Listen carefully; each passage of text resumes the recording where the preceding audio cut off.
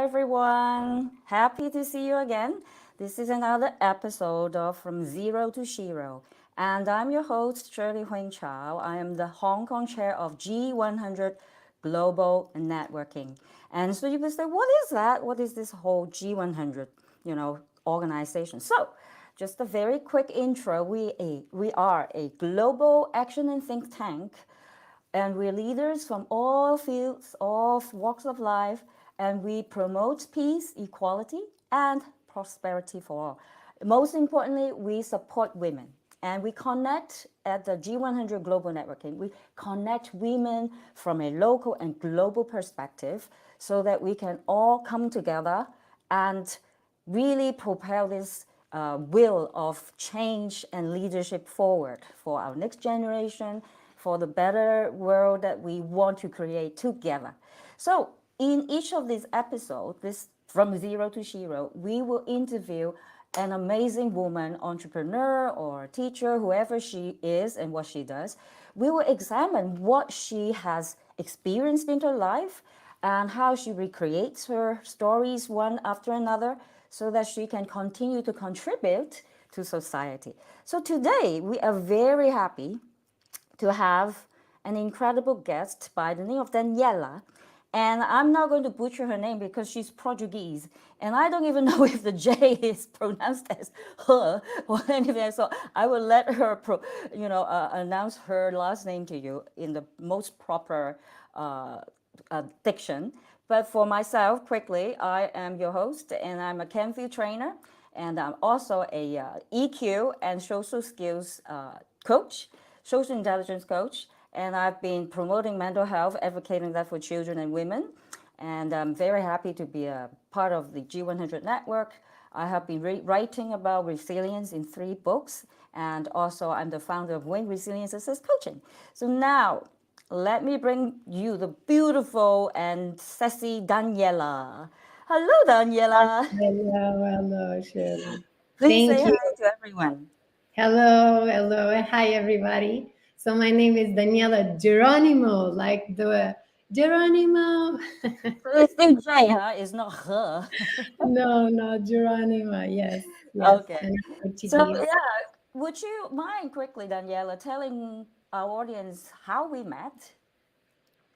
Well, we met in a very interesting community, BLW, leaders that care, and we met in a room full of new ideas and challenges, and yet from there we keep talking about how we want to change the world one person at a time, starting with ourselves.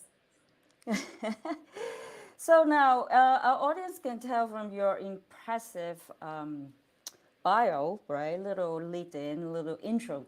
You've been in the sector of business growth and sustainability, right? But before we dive into all that, seeing how this beautiful woman actually takes care of the earth and also its people. I so love the fact that you have the title of Crusader. I just, oh, that it gave me chills when I typed that in. It's like, holy cow. We want to know everything about you, but let's start with your childhood. What were you like as a girl? Well, according to my parents, as they are the ones who describe me the best, I was a very curious, smart, and intrigued little girl, always asking questions about why this, why that. I was a big dreamer. Sometimes my teacher used to say that I would live in my cloud in the moon. And when she would ask a question, it was like I never left the room. I was always there, eager to contribute and participate. But I was very curious, very interrogative, very active and sociable kid. I was very passionate about everything. I would say that is still one of my characteristics. I'm a very passionate person for the good and for the bads. Well, you know how all the top players in the world say curiosity is a must in the formula of success and service. So I love that you're passionate and you're curious. So how does that translate, actually? You mean for the teenager? Who is that translating me? I Yeah. think, How you does know, that curiosity play out as you get older and older? well, I believe that curiosity is an ingredient that when we grow up in life, the biggest question is, we only ask this question to the children, but the biggest question is, what do you want to be? What do you want to become? And then this curiosity guides you, like why, how I see myself in the world, what's my role. And as a teenager, this question followed me a lot. I was always uh, looking forward, what could I do that I will enhance my potential? What could I do that I could do it well, make people proud, make the family proud, make the friends proud, and do something meaningful. I think this mission of doing something meaningful always followed me towards the teenage years. I was always leading the way. I want to change something. I would start an idea and bring my friends with me, advocate to the parents to do something. I was a little activist since teenage years.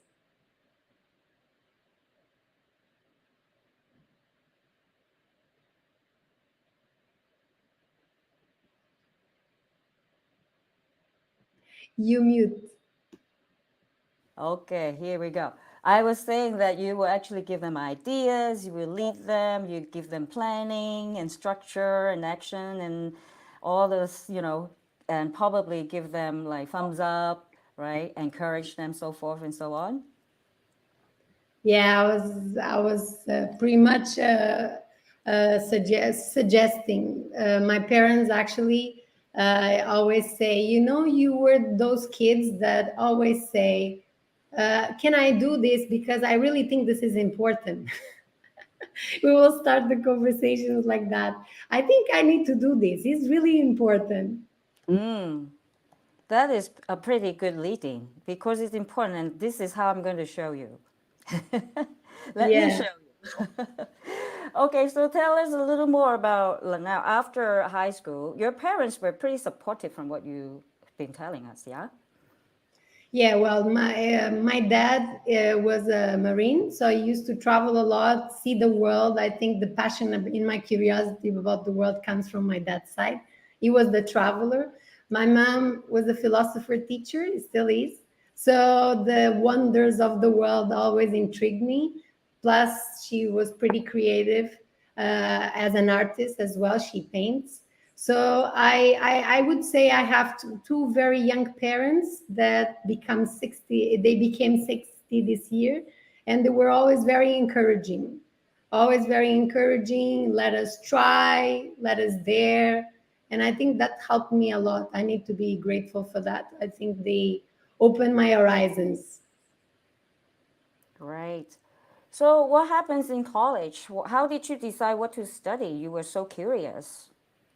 Yeah, well, that was a big decision because I was a good student. For the good students, you never know, you cannot follow your grades because it will never help. You're gonna do those exams where you should be doing, and it's so I understood close to end the high school that I want to do something meaningful that I can change the things that bother me. And I associate back in the day, I need power. So big thought for such a young person. What is power? And I wanted to, I study Latin inclusive because I wanted to be a lawyer, a judge. I wanted like to be where we can make changes. And very quickly I understood that, maybe civil society is where you can apply action and make bigger changes.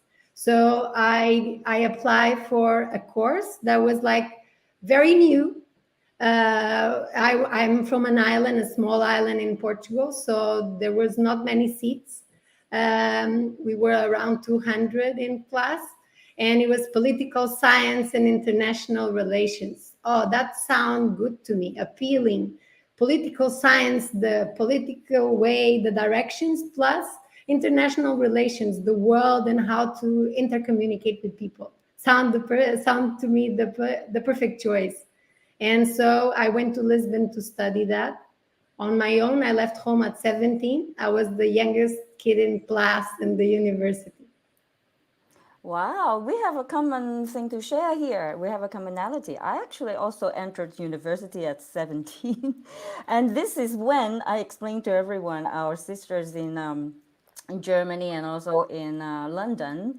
We have Patience and we have Linda, and also now we have April from Bali. Great to see you guys, ladies. Daniela and I are 5 days apart. And our birthdays are both coming up in November. So this is why we both entered university at 17, right? High five, my girlfriend. Yeah. Okay, so what were you like now? You were already such a, what we call an idea driven and self aware, courageous, and idealistic person before you were in college. So what happens after what you were in political science, right? You said. Yes. So how did that mold you or change you? What does this did the study of political science prepare you for who you are today? Yeah, actually, that's a very good question. I think all of us, in a way, understand sooner than later that the university is just a door. We will not get everything that we need to succeed in the professional world. And I learned very early on the end of the first year that the things that will give me they will give me capabilities and that will empower me was not only the books, because I was a good student since early age and I loved the books I was comfortable on them, so I just decided to participate, and I was participating in the students association. I was leading the scholarships and trying to get better conditions to the students. And I also decided against the odds to finish my university early because I wanted to have a world experience. I wanted to try and do a volunteer 6 months somewhere else in Europe, doing something meaningful before I go to the work life. So I study a lot and make sure I will finish my college almost in 3 years, my degree in 3 years. And I went to Greece doing ecotourism volunteer services, where all my colleagues, they were applying for embassies, and they were, because usually diplomacy, big international banks, public institutions were our go-to for work. And I decided to make, I was confident I will find my way, but I wanted to have an experience first.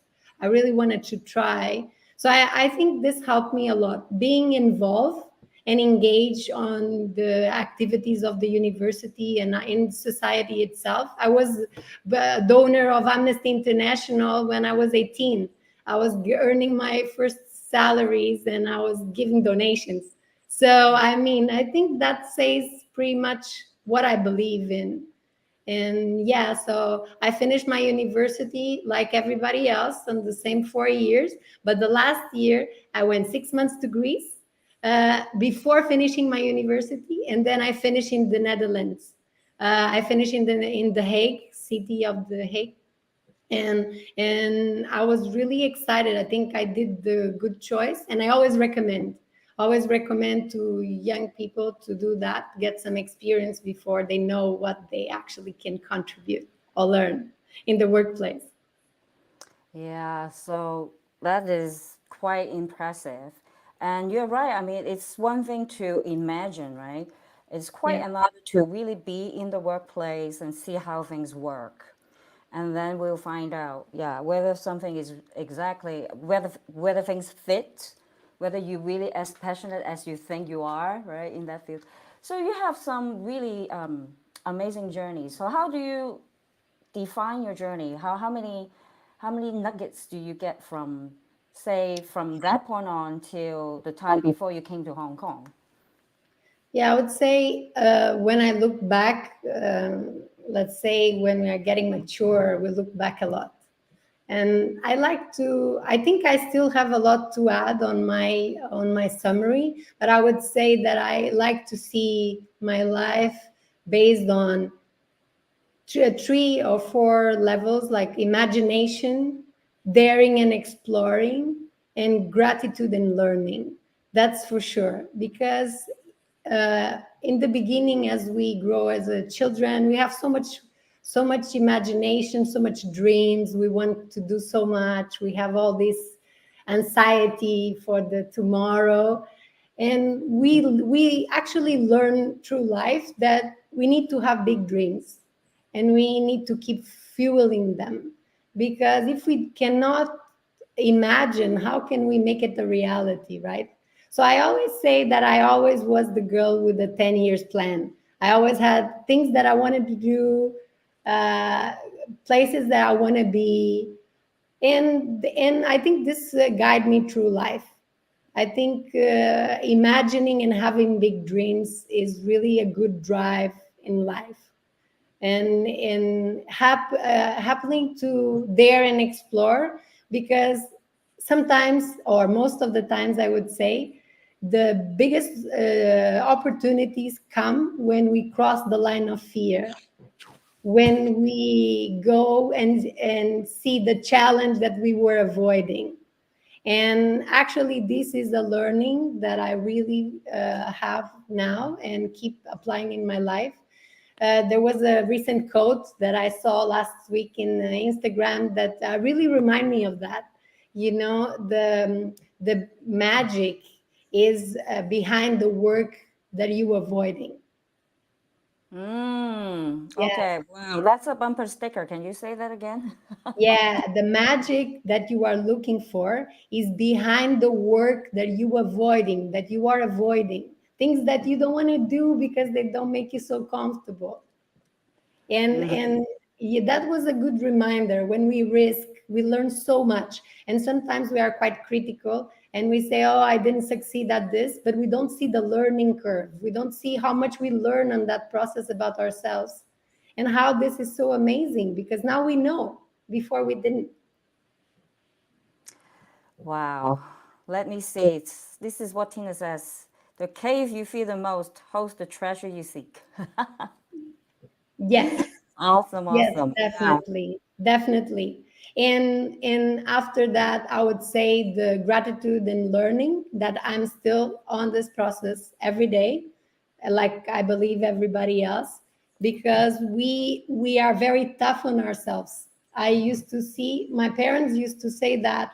Uh, I think they say, "Oh, have joy. It's okay. It didn't work this time. It will work next time." But we wanted to work it now. We have this. Everything needs to be now, and I think being grateful and understanding that, we were born to learn. We were born to develop our skills and to impact others. So this is a journey. It's not a destination. It takes time, and we have to be patient and our best cheerleaders on the road, because that's the hard part, right?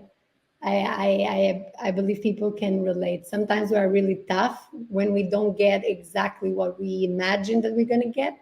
We get frustrated, and I believe that having gratitude and acceptance for who we are right now and feel amazing about it, that's the key.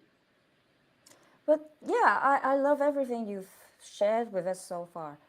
This whole thing about gratitude, I wanted to share a little bit with the audience and also you yourself.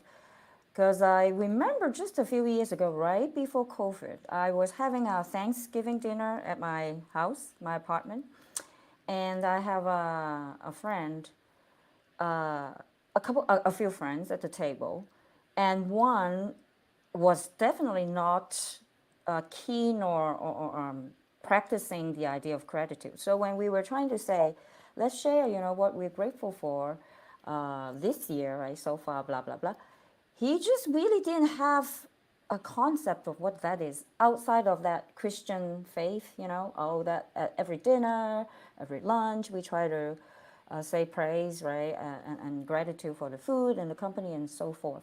So, where did you pick up gratitude? How did that come to you? Well, I actually will share. I'm gonna turn 38 this year, and at 29, I had this, again, the girl with 10 years plan. I had imagined that at 30, I would be with the love of my life. I will be in my dream job, and I was totally be in a different country, that country that I wanted to be right now, because I always wanted to live in all the continents. That was part of the plan.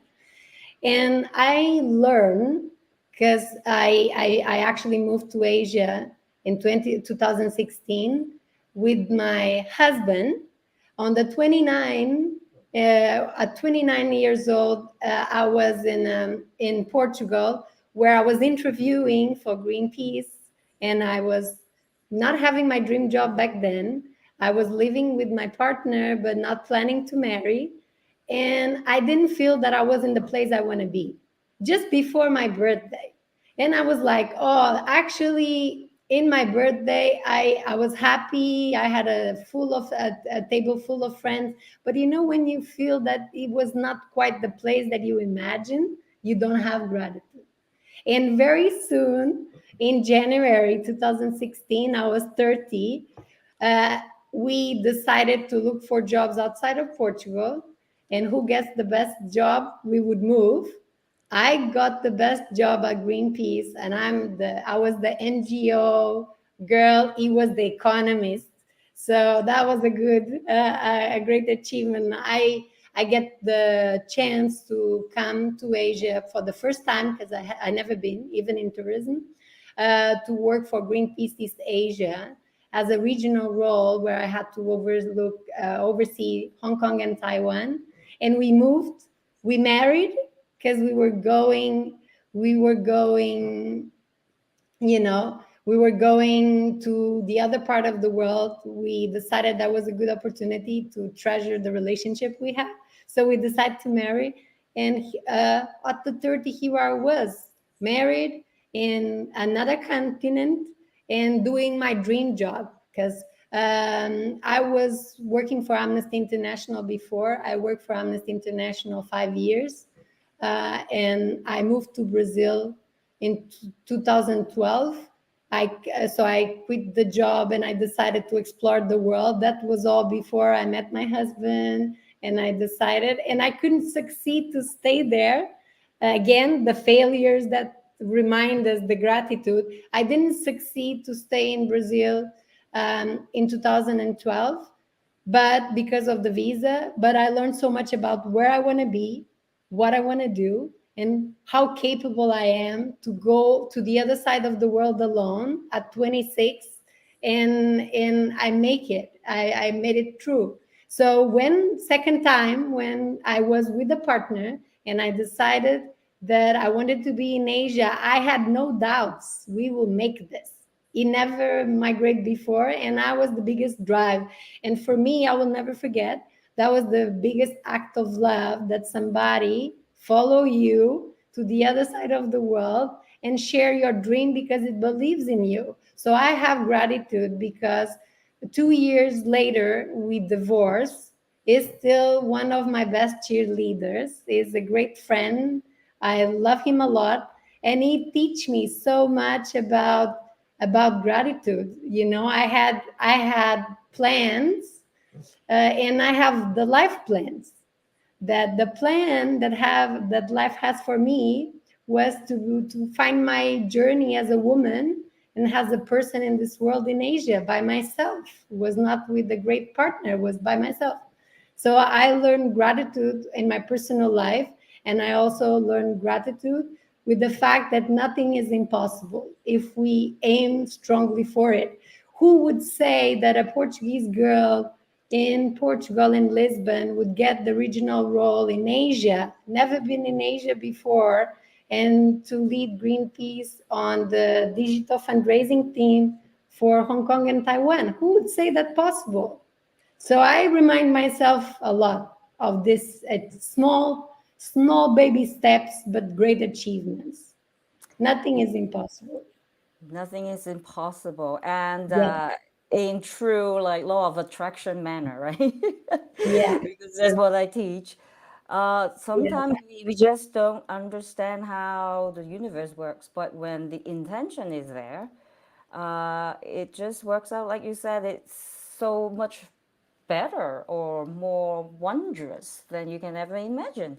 So tell us about this picture. What is this? Where were you? Yeah, so this is 2012, very close to the Rio plus 20, the conference. So I was in Brazil. I migrated there. I didn't have a job, didn't have a plan. My plan was I go there, I know my capabilities and my fundraising skills. I have been working for Amnesty for 5 years. So Brazil is a big place full of issues that I can contribute in a society. And I went there. Things went very different than I imagined. And I find myself looking for opportunities, and I end up engaged on the leadership team, the youth leadership team on Rio Plus 20. For those who are not familiar, is the equivalent, is the previous Paris Agreement, big meeting of the world that Oh, happened in Brazil, in Rio, and where the leaders were looking at sustainability, looking at the development goals, looking at how we're going to do this for the next 10 years.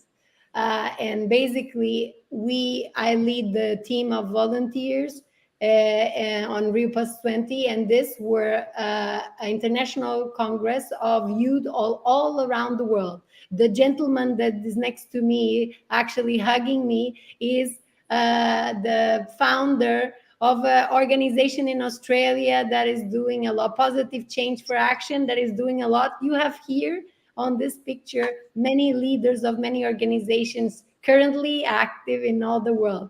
So it was a really change point for me. Even though I didn't succeed on staying in Brazil, I succeed on understanding my role. And from human rights, I decided to take the environmental path, because without the planet, we cannot live. So I was very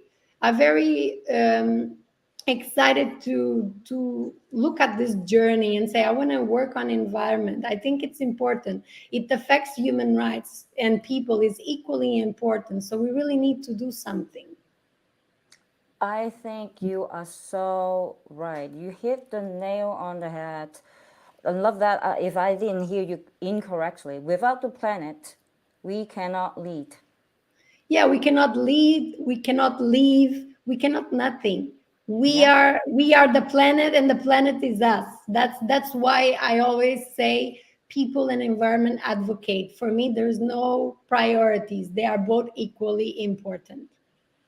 totally, totally.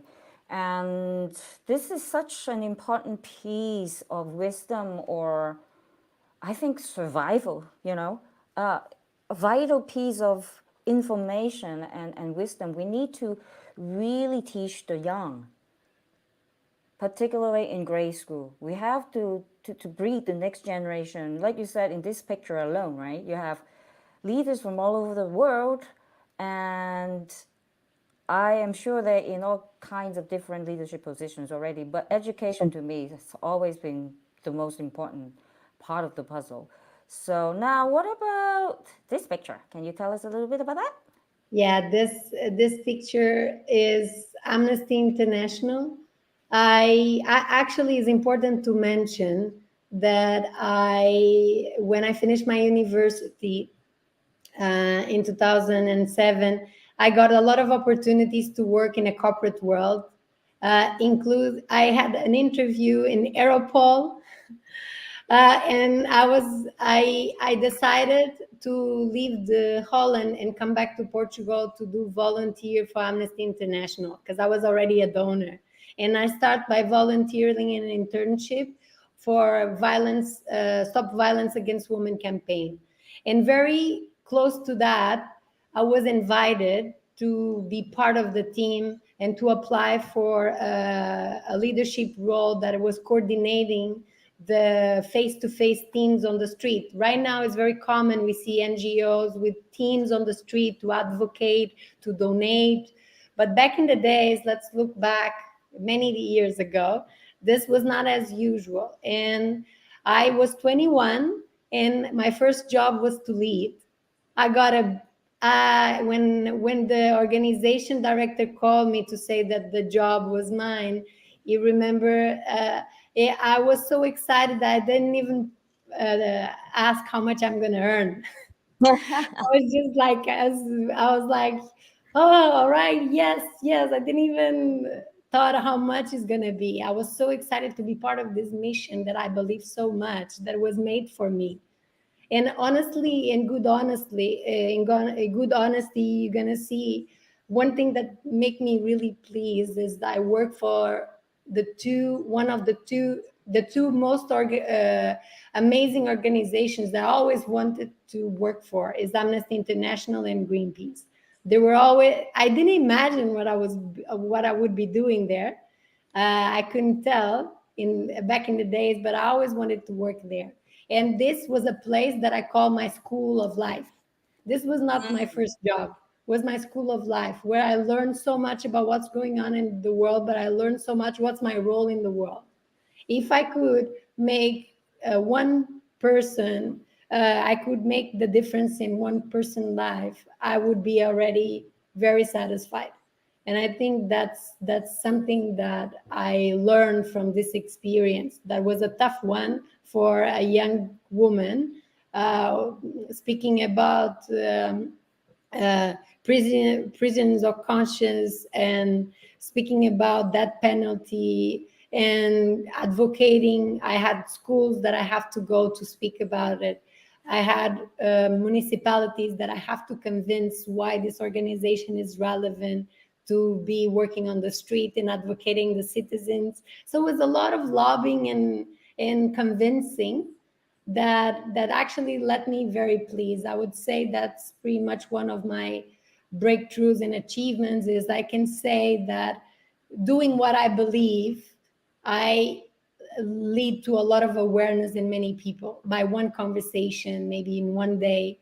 I talked to many people so many days, and that was good. Lead me to something. At least that person would go home and speak with their family about what they talked about, what we talked about.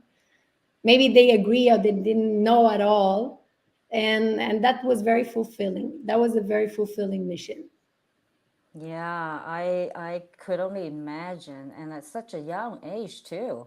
That must have really given you so much optimism, perhaps some kind of optimism, and also huge dose of purpose that drive you forward. So now you have talked to us, told us your journey for getting into Greenpeace and Amnesty International. Who else have you worked for, my dear? Well, I have worked for for many very amazing places that I'm very, very glad and I'm very grateful for. And I would say after Greenpeace, because I work for many, many organizations. Greenpeace East Asia is definitely a, milestone because I worked 5 years there. So almost, I'm in Hong Kong for 7-ish right now. So basically, I worked there for 2016 until 2019 April. So it was a lot of time. But I would say before I speak about my own journey and my own company, this thing, I was very pleased to work to an organization that is earth.org in 2020 to 2021 and was really good organization that to advocate for the impacts on climate is a news outlet organization, an NGO that really shows through data science and to help us to learn the impacts in the world. And that helped me to see how are we doing in Hong Kong too as a society, because the Greenpeace is an international organization. So somehow, being an expat and in an international organization, I didn't have the chance because I was in an international role and a leading role. Uh, I didn't have the chance to really ground myself in the Hong Kong society. So after that, that was really important, and this helped me to understand the three steps that I'm saying.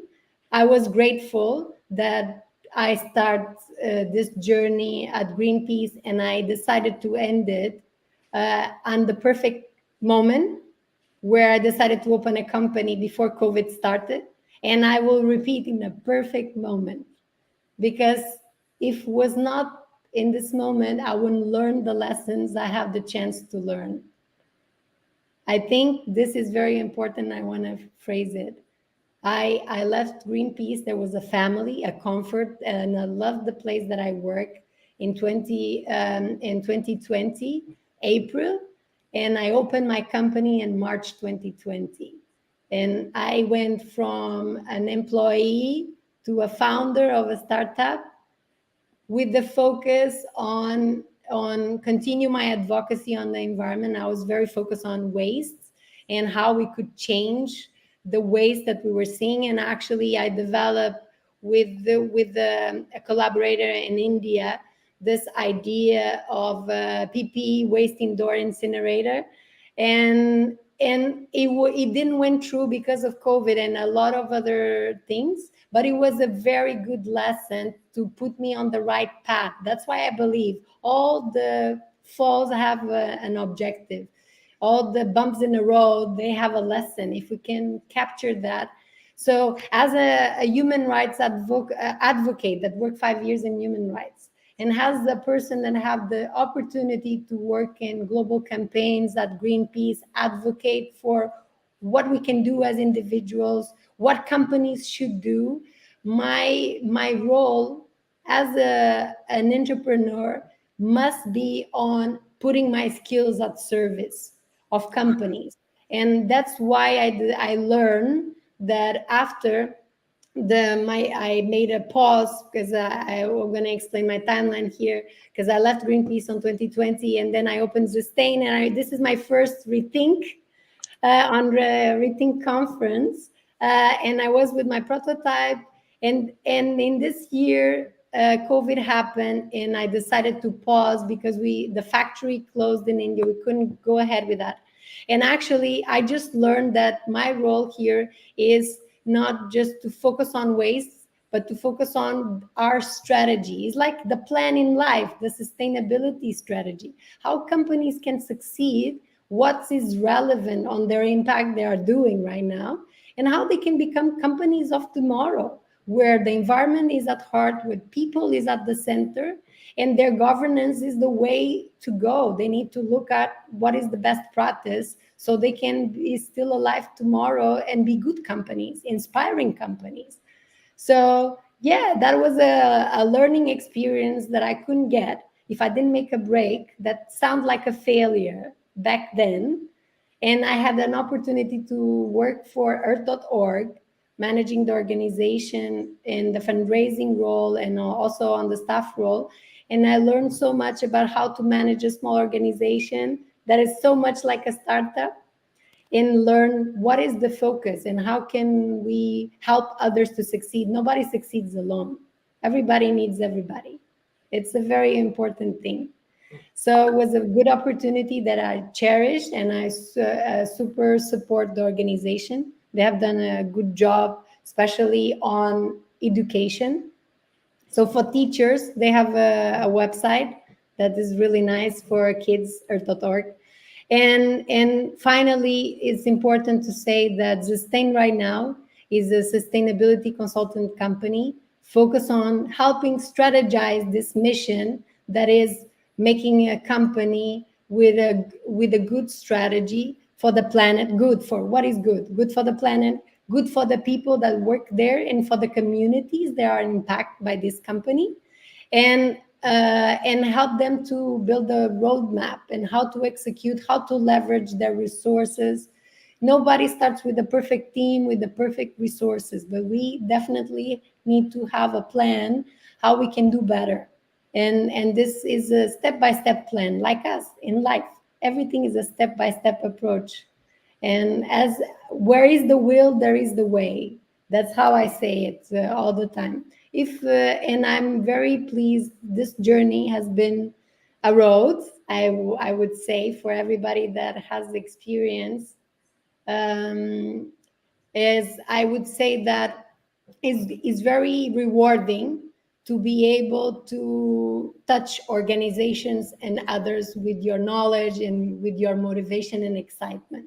So rescuing that girl that we talked about later, having my footprints in projects of my clients, seeing them succeed, excel, and come with the innovations of tomorrow with the sustainability at heart, that for me is the way to sustain, is the only way to sustain, is doing the right thing, is doing the good practice. That's how we're gonna be alive in 10 years from now and doing good things and being remembered.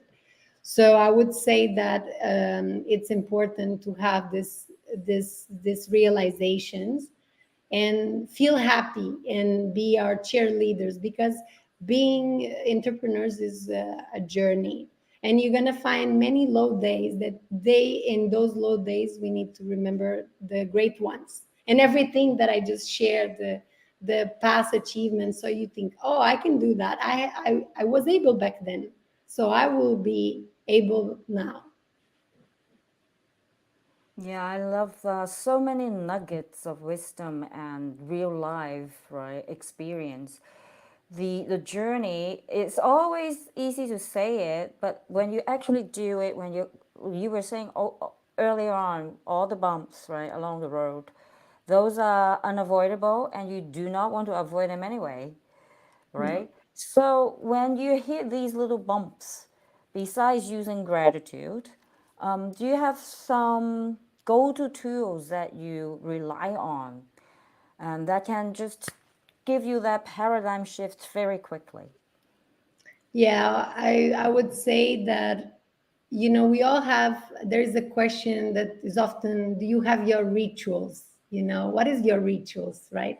And I think picking up this question, Shirley, that I think they're never static, the go-to tools, because we grow when we evolve. So the tools of yesterday might not be the tools that we need today. So we need to keep, you know, updating. But I would say the how we can foster the never give up approach, you know, the never give up in life, and remember our self-worth. So every time that I'm in a low, I remember a difficult moment that I succeed and how I succeeded, how I felt back then. Also, hopeless so many times and a bit lost, not sure what would be the value I would bring. And I remember these small achievements, and they keep me going. They keep me going. That self awareness and self worth, and looking, never forget you are a result of your past.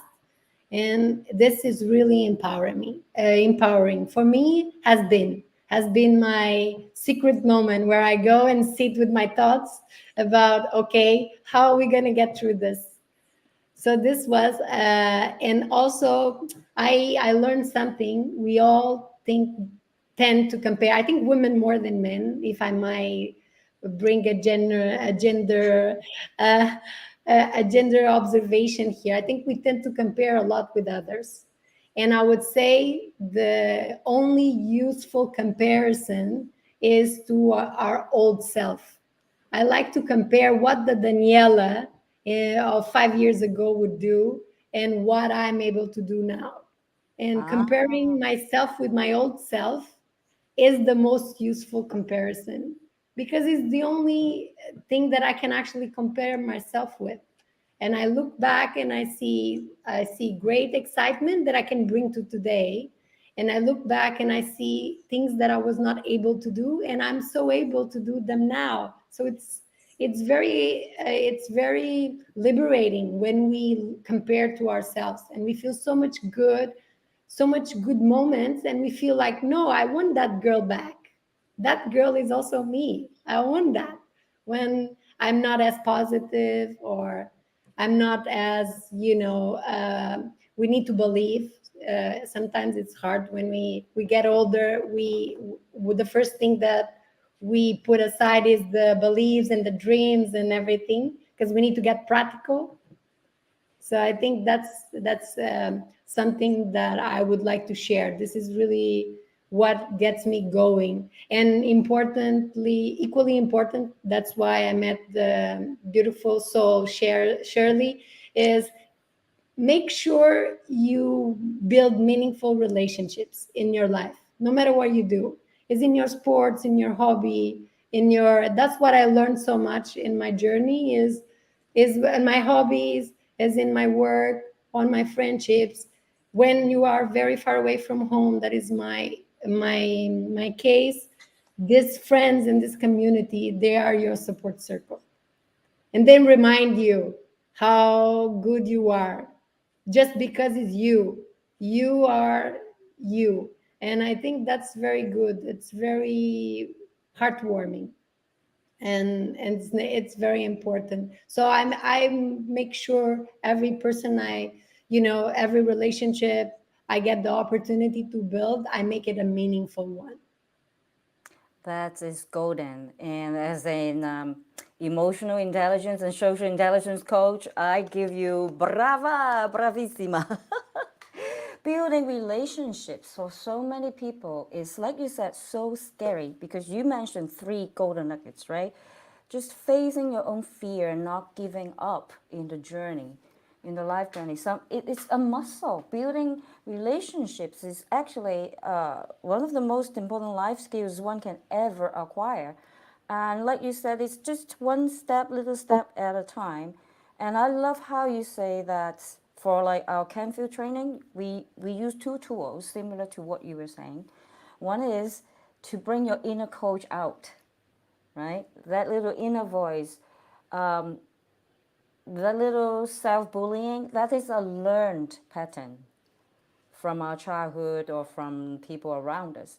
Because as little infants, we do not beat ourselves up.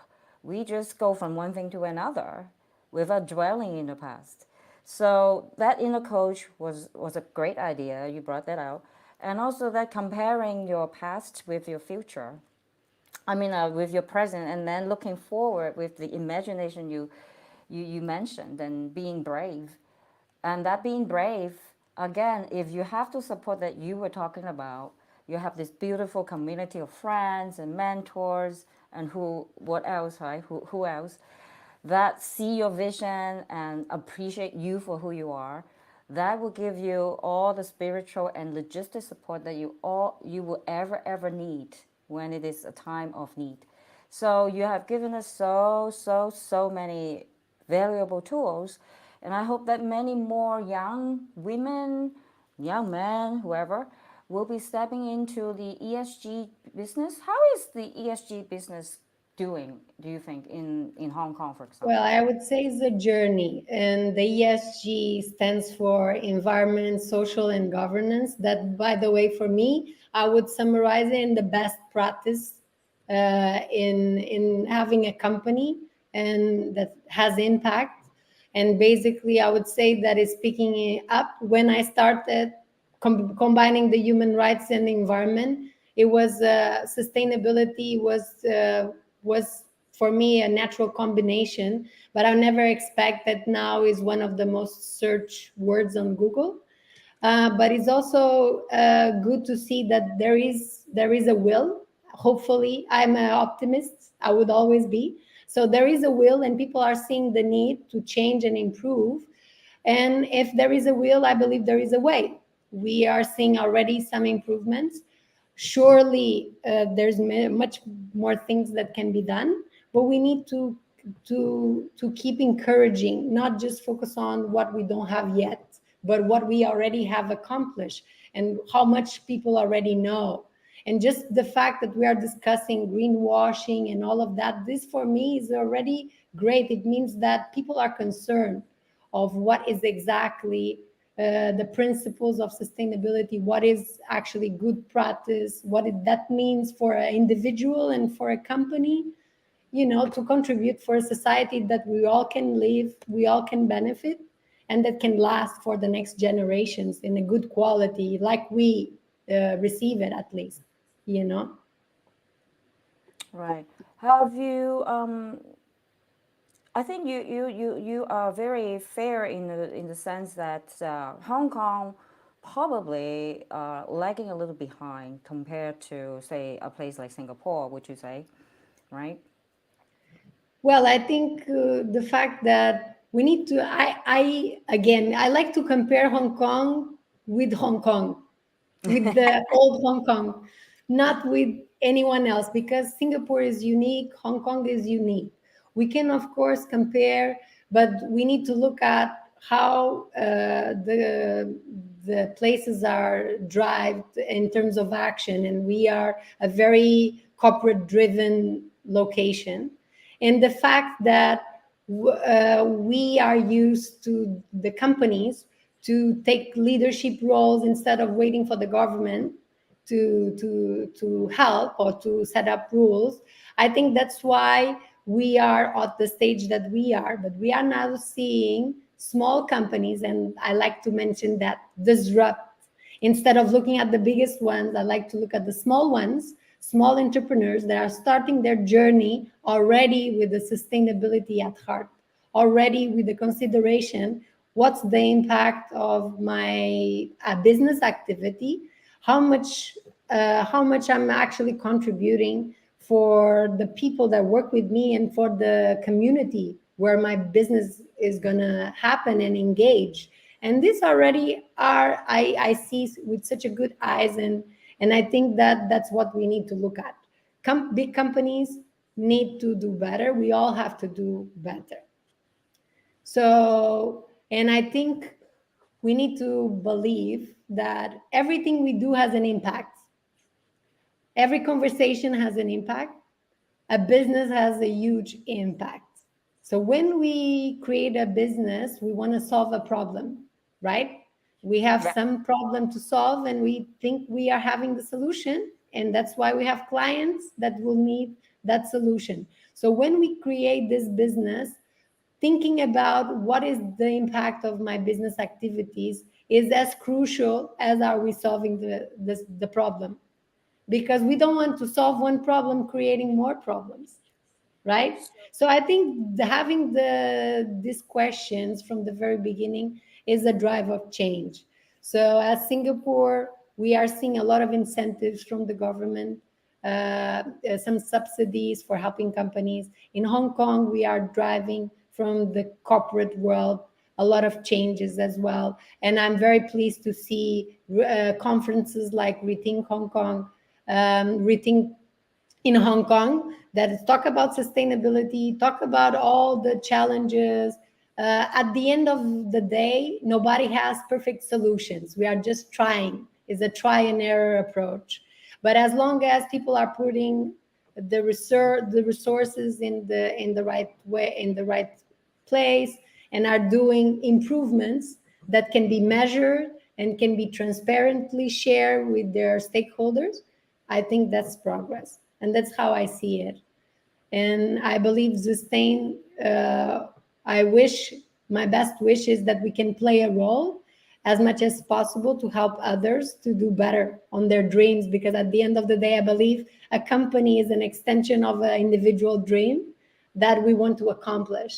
So we want to make sure that this dream brings good things for you and bring good things for others. Awesome, awesome, awesome. And we will follow you, continue to see what you're doing for Hong Kong. And Yes, please. I want to reiterate this important message you brought to us towards the end of the segment, and that is compare yourself with yourself. Yeah, and looking outward, yeah, sometimes you can learn from, we can always learn from others, but that is not the Oh, main goal. The main goal is to evolve, to engage ourselves and to evolve ourselves, right? And to, like you said, to keep serving and not create extra problems along yeah. the way. Yeah, absolutely. Now, do you have, we're coming to, I feel like I can talk to you for another 5 hours, but we don't have another 5 hours. So towards the end, I usually ask my guests if they have a couple of mantras or famous quotes that they live by or they love to share. Do you have one? Yes, I have many, like many people, I believe, but I one that is particularly dear to me is strive not to be of success, but to be of value. Einstein. I really love that quote. That remind me in everything I do I'm bringing any value? Is good for me, is good for someone else also. And that's a principle for me when I do collaborations or partnerships. I always look for the win-win opportunity. What I'm bringing to others is as relevant of what they are bringing to me. And this, I believe, that's the biggest success. If we can help something to be better, if we can help a location to be better, if we can help others to succeed, we will thrive. For sure we will succeed on the biggest scale, on the biggest meaning of the word success. That means so many things to so many people. But for me, my personal view, I don't wanna see my success just with what I have or what the power of the titles. I wanna see how much people I have impact in my life and in my journey, and this is what makes me wake up in the morning ready to kick some asses, like we say. And yeah, and keep me going, even though when it's hard, you knowing that you are doing something good that people will appreciate, they will see results, excites me. Yeah, that's what I want to do, is be a person of value in my life and in the others. I love that. Let me bring myself back. I also love quoting Einstein, and my quote is a little different. Mine is everything that we experience in our life happens because of two things. One, what you've done, and two, what you have not done. So I now would use yours as well. Try not to be of success, but to But be to of be of value. value. That is such a great way to segue into the very final couple of minutes. Now, I have to comment on this because I have been a musician all my life. You have a very unique speaking voice, my dear. Ah, you mean my garage voice? I like to think. I say I speak from the basement, deep basement of soul. You know, it's my soul that is speaking. That's why it's so low. And yeah, I always had this voice since little kid. I always had a special that I believe now helps people paying attention, because my I pitch is low, know. and I will keep it always low so people to understand really need to pay attention. Yeah, earlier I was saying I teach social skills, right? One of the things that people sometimes forget to pay attention to, and is very neat, is actually how you register, right? In terms of emotionally or your unique aura or your soul is imprinted to other people through the speaking voice. And of course, through the way, right, the tone of voice you use. But I just want to ask you this because I wonder, do you have a favorite song or a couple of songs that, get your blood going and, No, well, you. I like Portishead. I don't know if you guys know. It's a trip hop band, and Beth Givens. She has this voice, the grooviness. I like a lot. Also, there's like jazz that has a lot of this voice. Right. And Uh, I really think that, the our pitch. You're right, Shirley, that the voice is a really unique thing that distinguish from the others. I hate to listen myself, for example, but that said,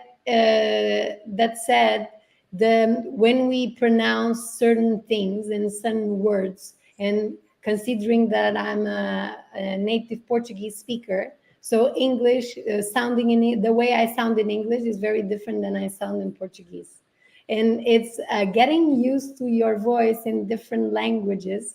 as also in the music, different styles of music. It makes you wonder. We are so many personas in one go.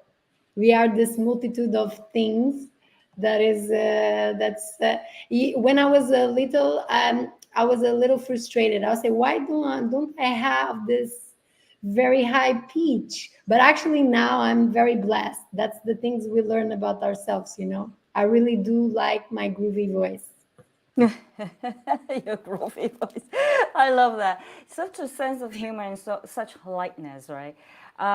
So with this idea, let me wrap up. We had a great, like, Patience was our British G100 Global Networking Chair, pointing out this is a very, very good sharing. Thank you so much, my dear friend Daniela.